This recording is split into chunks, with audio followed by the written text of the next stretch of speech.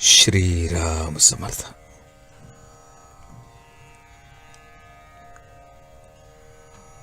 भगवंताशी एकरूप झाल्यावर सर्व आनंदच आहे. भक्त झाल्यावर माणूस ज्या आनंदात असतो तो आनंद वर्णन करून समरणार नाही. जिथे दुःखच नाही तिथे आनंद हा शब्द तरी सांगायला कोण असणार. अनन्य भक्त व्हावे आणि तो आनंद पहावा. भक्ताला सर्वच ठिकाणी आपण आहोत असे दिसते, म्हणजे सर्व चराचर वस्तू तो भगवत रूपच पाहत असतो. एखाद्या खोलीत सर्व बाजूंनी आरसे ठेवलेले असले तर कुठेही पाहिले तर आपल्याला काय दिसेल? आपल्या स्वतःशिवाय दुसरे काहीच दिसणार नाही. म्हणजे सर्व ठिकाणी एकभाव झाला तिथे दुःखाचे कारणच नाही, तिथे सर्वच आनंद असतो. त्याप्रमाणे भक्त भगवंताशी एकरूप झाला तिथे आनंदाशिवाय दुसरे काय असणार? जे याप्रमाणे जगात वावरतात ते आपल्या आनंदात राहूनही इतर लोकांप्रमाणे वागत असतात. तुकारामांनी अशा स्थितीत राहून लोकांना सन्मार्ग दाखवला. समर्थांनीही ती स्थिती सांभाळून सर्व जगाचा व्यवहार केला आणि इतर लोकांना आपल्या पदाला नेले.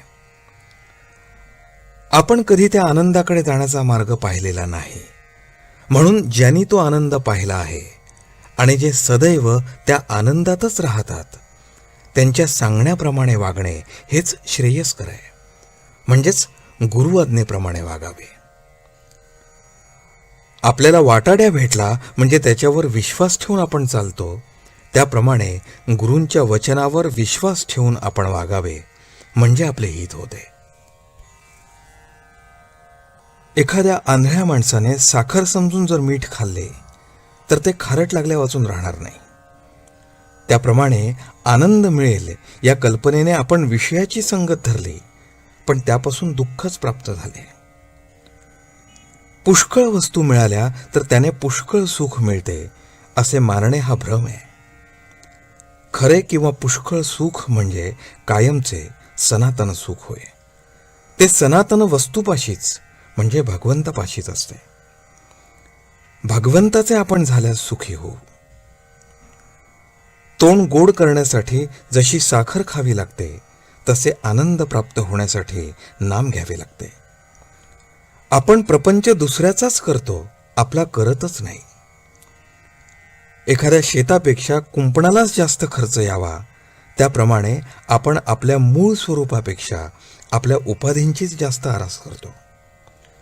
आपण सर्व मिळवतो पण सर्व ठेवून जावे लागते.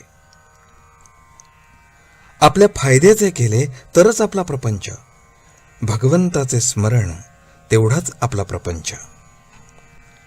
आपण आईबापांवर, नवरा बायकोवर, मुलांवर, नातेवाईकांवर, शेजाऱ्यापाजाऱ्यांवर सुखासाठी अवलंबून राहिलो तर सुखी होणार नाही.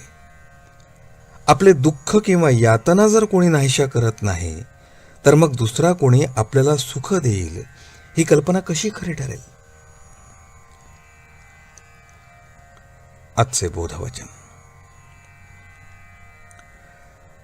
परमात्म्याचा आनंद अखंड मिळावा, मी त्याचा व्हावे ही दृष्टी ठेवून नामस्मरण करावे. जानकी जीवन स्मरण. जय जय राम.